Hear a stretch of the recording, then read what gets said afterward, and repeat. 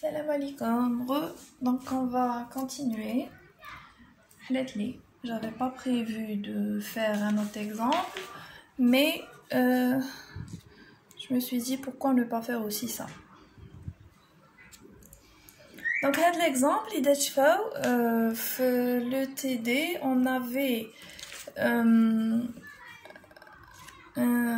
des avis par rapport à l'ajout d'un certain pi sur 2 sur le θ2. Et donc en fait j'ai demandé au prof et il a confirmé ce que j'avais supposé. Donc faites pas attention au bruit de fond, c'est un bruit de fond. Donc le pi sur 2 qui est ici, on doit le rajouter. Pourquoi? Parce qu'on a une structure où on a un sens positif qui est vers l'arrière. Le sens le x2 تاعنا par rapport à x1 où on a l'origine déjà on a un pi sur 2. Et donc après le sens positif de θ c'est vers l'arrière, qui dort vers l'arrière ça serait pi sur 2 plus θ2. Donc est-ce qu'il dort vers l'arrière c'est pi sur 2 plus θ2, et dort vers l'avant c'est pi sur 2 moins θ2, ça serait le sens qui est négatif. Mais le pi sur 2 il existe. Pourquoi? Parce que à l'origine comme ça déjà on a un pi sur 2. C'est le repère Z2 il est placé par rapport au repère le repère R2 il est placé par rapport au repère R1 à l'origine comme étant un d'ailleurs. Et donc on a un pi sur 2 qu'on doit inclure le θ2. Donc on va calculer le modèle géométrique inverse de cette structure. On vous dit que toujours c'est un porteur et on veut avoir, ou là on veut connaître quels seraient les θ1, θ2 et D3 ou R3 qui nous permettent d'avoir une position voulue de la tool, de l'outil. Et donc PTX, PTY et PZ et PTZ, ça serait la position du centre de l'outil. Et donc, qu'est-ce qu'on va faire maintenant? Tout à l'heure, on va calculer le modèle géométrique direct de cette structure et après, une fois qu'on a le modèle géométrique direct, la matrice finale qui est T0 tool, on va calculer le système d'équations constitué par le vecteur position qui serait la quatrième colonne de la matrice P0 tool. Et donc, normalement, on devrait rajouter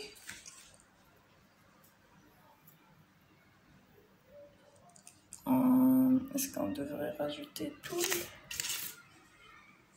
Non, on ne va pas rajouter tout. C'est juste les trois. Donc, j'ai calculé à ne pas en finir.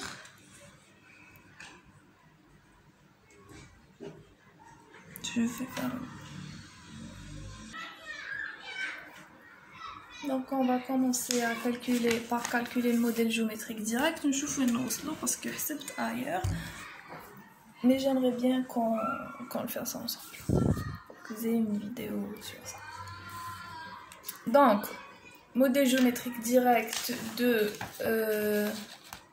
4, 10. On va faire le modèle géométrique inverse, c'est-à-dire 4, 17. Et on va utiliser en fait le modèle géométrique direct le modèle géométrique direct le TD précédent qu'un l'exo 3.17. Et donc on avait fait le placement de pôle ou dedans le tableau d'ailleurs. Donc à partir de ce tableau on va utiliser cette matrice pour écrire les matrices intermédiaires de chaque ligne. C'est le chapitre 3, page 3. Et on va utiliser cette formule 3.2. Et donc, en utilisant la formule 3.2,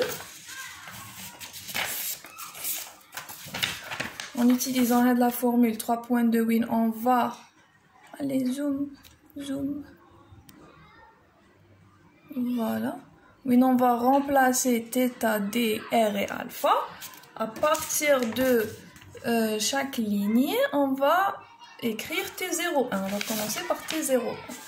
Donc, T0, bon, j'écris, c'est exo 4.17, modèle géométrique inverse. Donc, première chose à faire, c'est le modèle géométrique direct. Modèle géométrique direct, calcul des matrices intermédiaires. Et on va commencer par T01. Donc, T01, quand on remplace, je vais écrire parce que j'ai calculé une fois. C'est très important. Sinon, vous n'aurez pas de diplôme. Il faut calculer une fois et ne pas refaire le calcul. Ça fait partie de la confiance en soi. Mais bon, pas trop. T01, on aura ça. T12. Est-ce que c'est moins S2?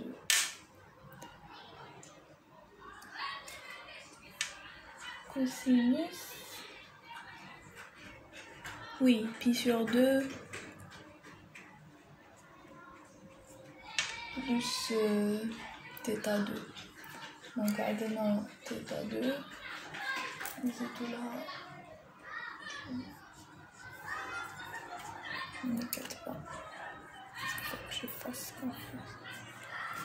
0, 0, moins 1. Et C2, moins S2, 0. Et après, on a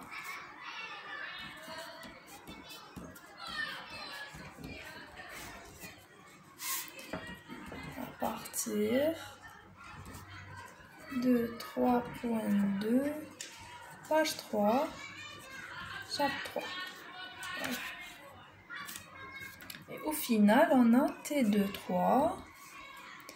T23, c'est 1, 0, 0, L2, 0, 0, moins 1, moins R3, 0, 1,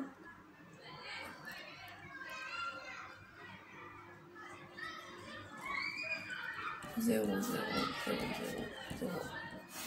Voilà. Et donc ça, c'est les matrices intermédiaires. Après, pour calculer le modèle géométrique, T03, ça serait T01 fois T12 fois T23. Et on a dit qu'on... Bon, c'est une pratique qu'on va garder, même si on a la méthode de Paul. نبداو هادي بعد هادي. Et donc, T12 fois T23, ça va être... Quand on utilise la propriété... Voilà. On va utiliser la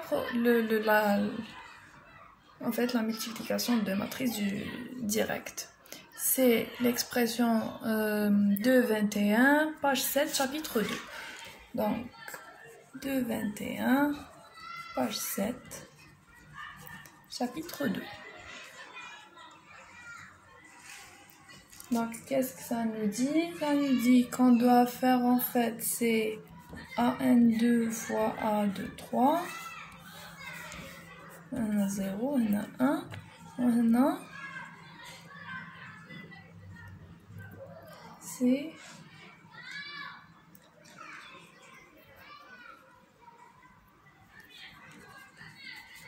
AN2 fois plus P1. Voilà, c'est ça. On va utiliser ça pour calculer ça. Donc au final, si j'ai bien calculé, blablabla, en fait ça c'était un 3. et ça serait égal à quelque chose comme moins S2, 0 C2, pour ne pas confondre, moins L2, S2, plus R3, C2, après 0, moins 1, 0, 0, et moins C2, 0, S2, maintenant c'est L2,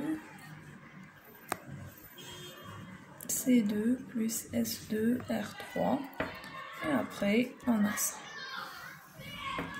Voilà. Voilà, c'est ça. Donc ça c'était un 3. Ensuite, qu'est-ce qu'on fait? T1,3, Z de l'eau, enfin Z de l'eau, on va faire T0,1. Ce qui va me donner le modèle géométrique direct.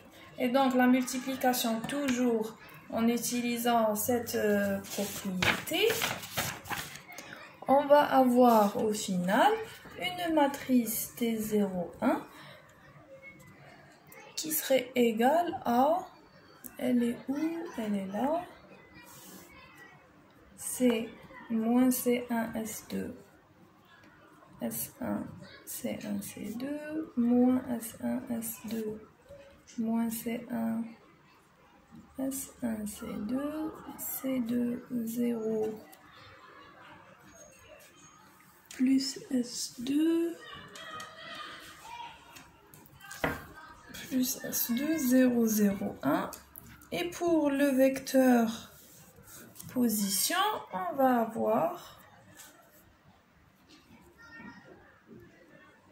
moins L2 S2 plus R3 C2 fois C1, et on va avoir R3 C2 moins L2 S2 fois S1, et on aura aussi ici c'est R3 S2 plus L2 C2 plus L1. Voilà.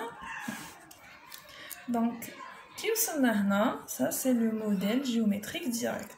Dans l'exercice précédent on avait fait l'escapade.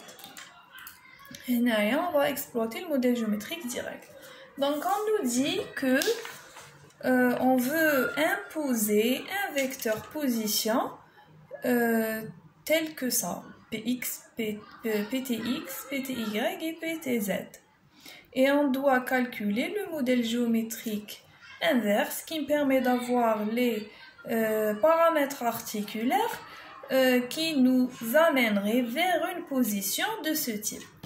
Et donc à partir du modèle géométrique inverse, je ne vais pas regarder l'orientation parce que ma structure robotique c'est un porteur et donc il n'a pas de poignée sur l'outil qui va l'orienter sur une orientation voulue. On va avoir seulement un positionnement du centre de l'outil sur un point qu'on veut atteindre. Et donc on ne va pas utiliser la partie, on va seulement vouloir résoudre ce système d'équations. Et donc on va poser ça comme étant le système d'équations qu'on va résoudre pour avoir le modèle géométrique inverse qui serait l'ensemble des solutions sur θ1, θ2 et R3. Donc ici on veut retrouver des solutions de θ1, θ2 et R3. C'est un robot RRP.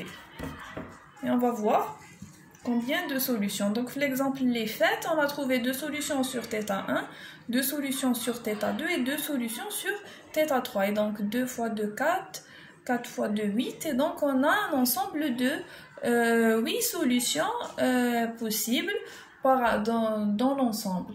Mais après, il faut prendre en considération en fait les butées les angles ou les collisions possibles par rapport donc par exemple c'est vrai que le robot il dort sur 360 degrés, donc les deux solutions mais si je prends هادية عندي en fait je peux pas avoir un θ هنايا je sais pas s'il commence par là, de 90 degrés. Je vais avoir collision entre cette partie et cette partie. Et donc, إذا كانت un angle هنايا, il serait pas faisable. Donc le robot يدور منا قبل la collision en fait حتى لهنا قبل ما تصرى collision.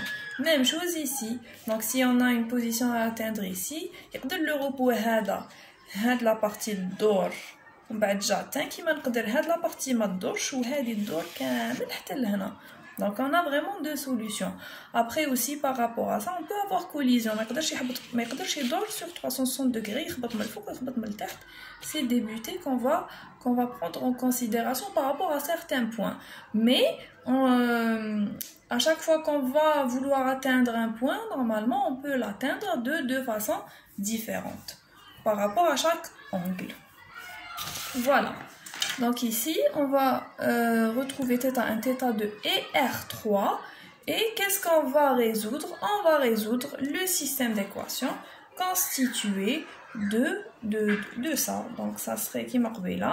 C'est P3, on a T03, pardon. T03. Je suis les erreurs. Donc je veux atteindre. Je veux résoudre le système d'équations. Moins L2, S2, C1. P3Y, CR3, C2, moins L2, S2, S1. Et P3, Z, CR3, S2, plus L2, C2, plus L1. Donc on a ce système d'équations à résoudre. On va commencer qui marque là. Donc on voit que j'ai à peu près qui marque là par rapport à ces deux équations. On va essayer de retrouver. Donc on a ça. On va résoudre ce système d'équations. C'est la résolution de ce système d'équations va me donner l'ensemble des solutions du modèle géométrique inverse de ce robot RRP. Donc on va commencer. On va appeler ça 1, 2 et 3. Voilà.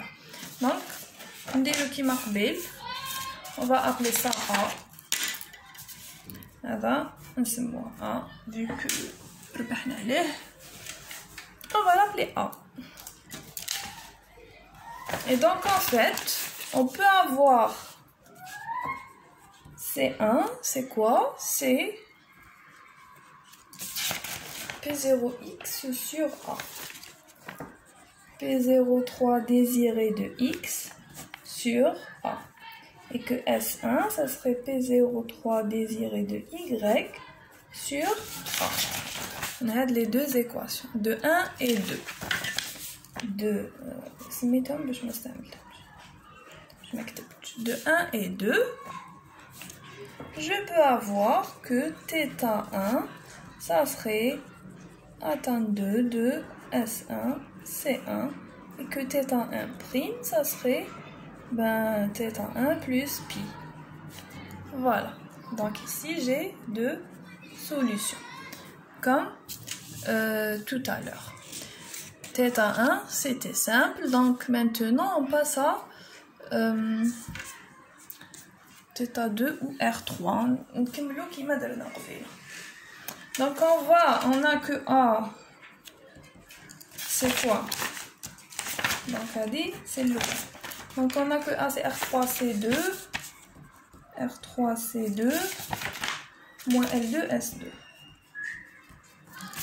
Et de cette troisième équation, on va avoir P03 désiré selon Z moins L1 égale à ce truc qu'on va appeler B. Qu'on va appeler B. Hein, R3S2 plus L2 C2. Attendez une seconde, est-ce que je ne suis pas en train de me tromper? L2 ou... Oui, c'est L2. C'est L3. Bon, attendez que je vois comment... L1, L2, même ça va pas. Super, good to know. Et donc, à partir de 3, donc de 3, on va mettre B comme étant